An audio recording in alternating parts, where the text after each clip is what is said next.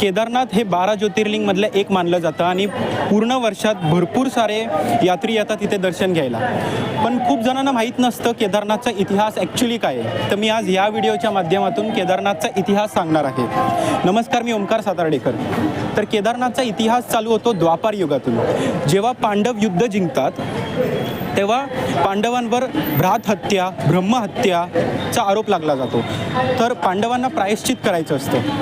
ते श्रीकृष्णाकडे जातात आणि त्यांना म्हणतात की आम्हाला प्रायश्चित करायचं, आम्ही काय करू. तर श्रीकृष्ण म्हणतात की तुम्हाला ह्या संकटातून महादेवच बाहेर काढू शकतात, तर तुम्ही महादेवचे दर्शन घ्या. तर महादेवला शोधायला पांडव जातात हिमालय पर्वताच्या इथे. भरपूर ठिकाणी पांडव शोधत असतात. तर एक ठिकाणी पांडवांना पूर्ण बैलाचा झुंड दिसतो. तर त्या झुंडमध्ये भीमला असं वाटतं की इथे महादेव पण आहेत. त्यांना आभास होतो भीमला की इथे महादेव पण आहेत. आता भीमकडे शक्ती असते मोठं रूप घ्यायची. तर भीम मोठा होतो आणि सगळ्या बैलांना सांगतो की माझ्या पायाच्या मधून जावा. तर सगळे बैल पायाच्या मधून जात असतात. पण एक बैल उलट्या दिशेने जात असतो. तर की हे महादेवच आहेत जे बैलाच्या रूपात आहेत तिथे. तर जेव्हा पांडवांना कळतं की तो बैल उलट्या दिशेने जातोय, पांडव पटकन तिथे पोचतात. पण तिथून बैल गुप्त होतो. त्या ठिकाणाचं नाव पडतं गुप्त काशी.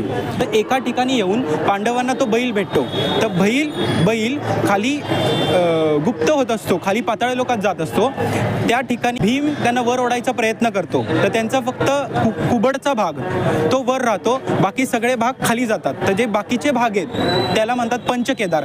आणि जो कुबडचा भाग आहे त्या ठिकाणी होतं केदारनाथ. आता भरपूर जणांना केदारनाथचा मिनिंग पण माहीत नसतो. तर केदारनाथ ह्या शब्दाचा मिनिंग आहे द लॉर्ड ऑफ लँड, जे की आपले शिव. धन्यवाद.